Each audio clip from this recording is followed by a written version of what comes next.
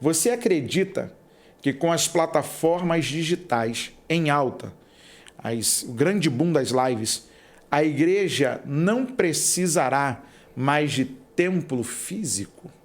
De forma alguma. O templo físico precisa sempre existir. Até porque, pelo seguinte, eu vou falar assim na questão...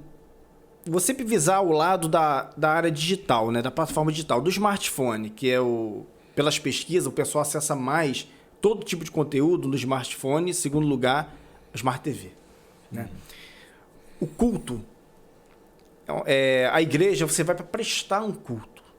O que acontece quando você está com o smartphone assistindo o culto? Você está, na maioria das vezes, somente assistindo, não cultuando. Por que eu vou falar isso? Se você observar, às vezes até dentro da igreja, tem pessoas que estão ali, mas estão distraídas. Estão ali de corpo, mas a mente está longe. O que acontece a gente com o celular? A gente conecta ali um culto da igreja, né? E normalmente você não se preparou para estar cultuando ao Senhor naquele momento. Você simplesmente olhou a hora, vou entrar aqui agora na live, um exemplo.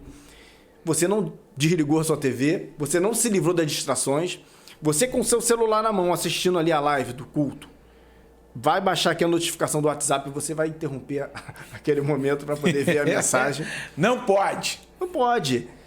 O momento de cultuar tem que ter toda a reverência ao Senhor. Você tem que estar ali se dedicando, se doando, prestando atenção na palavra que vai ser pregada, entregando o seu louvor, essa adoração. Então não tem como você substituir um culto presencial no templo pelo culto de uma live. Não estou desvalorizando a live. Eu vou chegar lá, no decorrer da conversa, como que a gente vai lidar com isso, com o culto presencial e com o culto em live, porque são para pessoas diferentes.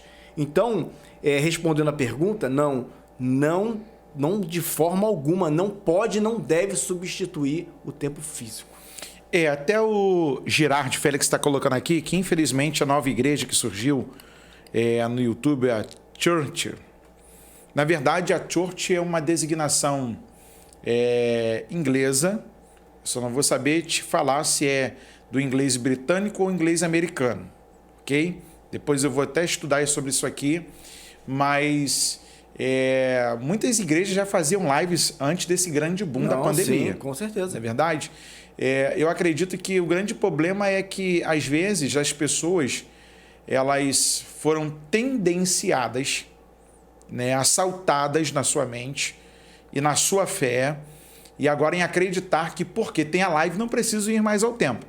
E aí cresce o movimento dos desigrejados no Brasil, que sempre falou, eu não preciso do templo, só que aí a gente caiu naquela problemática, Daniel, e o porquê da minha pergunta, de gente que pegou o copo com água, um vasilhame, eu vou te batizar hoje pela live. Aí jogava lá o outro que deu a ceia pela live. Irmão, eu já tenho problema quando o cara diz que o corpo de Cristo está ali no pão e o suco da uva ou o vinho, que tem igreja que ela coloca o vinho, tem igreja que é suco da uva, e ela diz que o vinho vira sangue. Gente, aquilo é símbolo. São símbolos para a nossa cerimônia. E aí, algumas pessoas, elas hoje se afastaram da igreja. Essa é uma verdade. E por isso da minha pergunta para o Daniel, porque algumas pessoas, elas... Desculpa a minha brincadeira aqui, elas estão que nem o Tim Maia, eu falecido Tim, né? Me dê motivo. Elas querem um motivo para meter o pé, para falar mal de igreja, para dizer que não, a igreja não entendeu, não precisa de igreja. Irmão, comunhão entre os santos. E aí, ao mesmo tempo que a gente esteve afastado por ordens sanitárias, pelos nossos governos municipais, estaduais e federais, e aí nós ficamos conectados através da live. Foi um grande recurso que nós tivemos, né? E é um recurso bom, porque todo mundo tem um telefone na mão, como você disse no começo. O problema é como a gente está usando esse recurso. Tudo é saber usar. Aí a minha pergunta ela é enfática, por quê? Porque a ideia de que em alguns lugares, Por exemplo, eu estive lá na Europa, alguns irmãos estão na live, vão confirmar isso. Em Genebra, a Catedral de Calvino, ela já não é mais como era antes. Ela é uma sombra e quase que pálida do que foi nos seus 500 anos atrás e do que ele promoveu ali através da pregação. Hoje eles vivem muito mais de historicidade do que de prática. Você chega lá, durante o dia você pode entrar como turista para ver, mas os cultos são de 15 dias e tudo mais, papapá. E alguns lugares até fecharam. Alguns lugares fecharam. E aí, assim, a história que a gente vê hoje construindo no nosso tempo é que algumas pessoas, elas também acabaram por é agora que eu vou virar líder. É agora. Aí, irmão. Ai, Jesus. Ou você entra, de fato, de cabeça no negócio e entende que Deus se utiliza de todas as coisas a fim de glorificar o seu nome, ou você vai cair no golpe. Tem essa possibilidade, Daniel? Com certeza. O que acontece muito na internet também é o seguinte: como é que você ganha uma pessoa? É dando a ela o que ela quer ou dando a ela o que ela precisa? Você ganha uma pessoa dando a ela o que ela quer. Por exemplo, eu preciso de um remédio, mas eu não quero remédio. Eu quero algo que adoce a minha boca. Um exemplo. Então, a gente começa a ver pessoas aproveitando essa ferramenta que é extraordinária para poder, como o senhor falou, ser líder, montar um ministério. Como teve aqui um podcast, falou o Albert Ferreira, ministério não é para gerar carreira, não é para gerar fama. É isso que as pessoas confundem. Elas estão fazendo coisas para ser notadas. Só que o problema disso é que estão misturando as coisas. Você pode ser uma pessoa influente, uma pessoa que tem uma boa palavra, traga uma boa pastoral até pela internet. Eu acho só o único problema, pastor Paulo, é a relação do culto, não o conteúdo.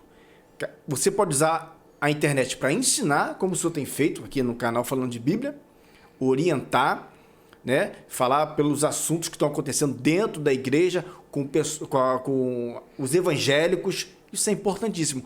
Eu só vejo um grande problema com a relação ao culto, porque se você fizer uma análise sua mesmo, quando você está assistindo um culto pela internet, você acha que você de fato você está ali cultuando a Deus junto com os irmãos? Porque na teoria é uma coisa, agora na prática é uma análise que a gente tem que fazer fria. Não estou generalizando. Eu acredito sim que tem pessoas que aproveitam daquele momento, que pessoas que só podem estar cultuando devido a alguma restrição, está cultuando ali pelo celular, né, pela internet. Mas tem pessoas que estão saudáveis, estão bem, mas elas estão magoadas na igreja. Entra a questão dos desigrejados, né? Eu estou magoado com a igreja, então não vou, mas vou assistir, ou assisto de uma outra igreja. Aí começa a ficar zapeando e procurando outros cultos, outras igrejas, outras denominações. Esse que eu acho que é o maior perigo, né, de você não estar de fato cultuando a Deus, e sim assistindo cultos aleatoriamente, e assim você não vai ter o alimento necessário, né? Você não cria raiz. Então eu acho que o perigo maior é esse. E aí você cai naquela esparrela de que o pastor lá da igreja tal é tão bonzinho. Ele é bonzinho porque você não é membro lá, irmão. Isso aí. Você não vai lá atribular a vida dele, igual atribula do teu pastor. Falamos a verdade. Eu fico assim, às vezes o pessoal é muito exigente, né? Exigente. O pessoal quer uma performance sempre perfeita. E assim, Daniel, só um adendo. Sim. As pessoas exigem da outra aquilo que nem elas são. Eu quero exigir uma perfeição que eu não tenho. Eu quero exigir, às vezes, uma organização que eu não tenho. A gente exige muito, mas se doa pouco. A gente pede muito, mas dá pouco. Aí causa esse grande problema da gente sempre apontar. A gente só aponta. Mas quando você aponta um erro, um problema, eu acho que você tem que estar disposto a resolver. Verdade. Você tem que se colocar à disposição de tentar resolver aquilo que você vê. Se você vê um problema na sua igreja, converse com seus pastores. Eu sempre falo isso, nós somos seres humanos, nós somos falhos. Cara, é o diálogo. Não adianta você falar para um, para outro, aí que vira a famosa fofoca e gera um problema maior.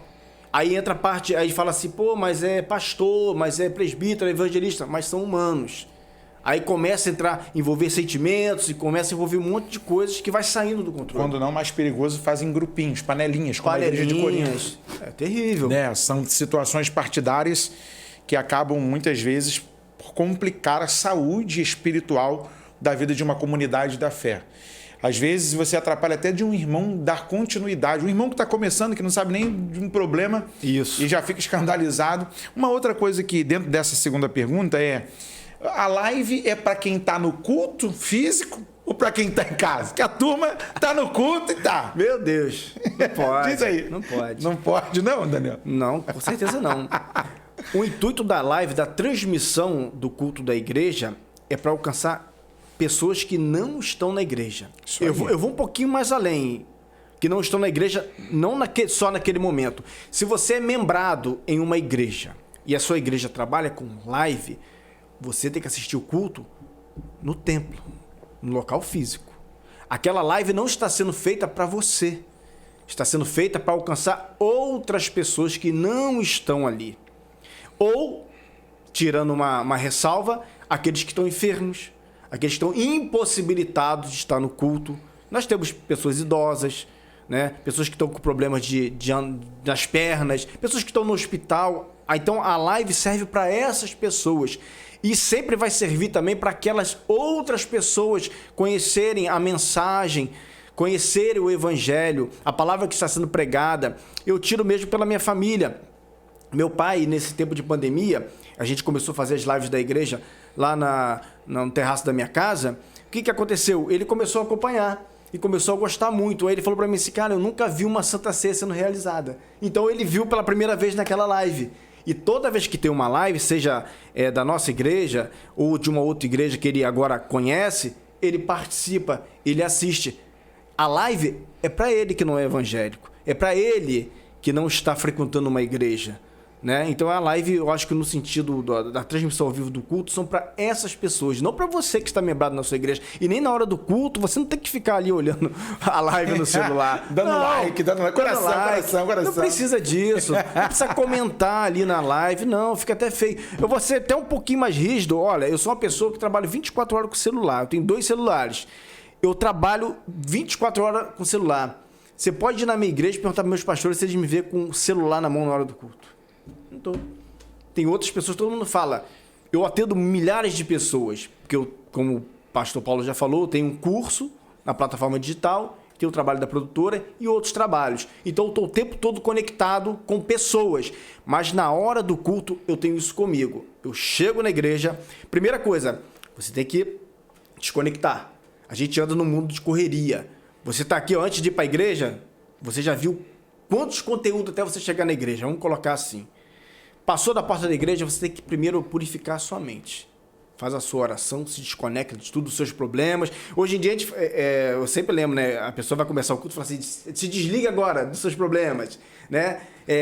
Se conecte com Deus.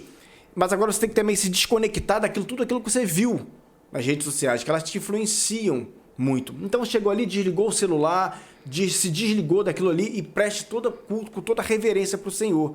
Então isso é necessário também para a gente conseguir oferecer o mínimo de algo agradável para o Senhor.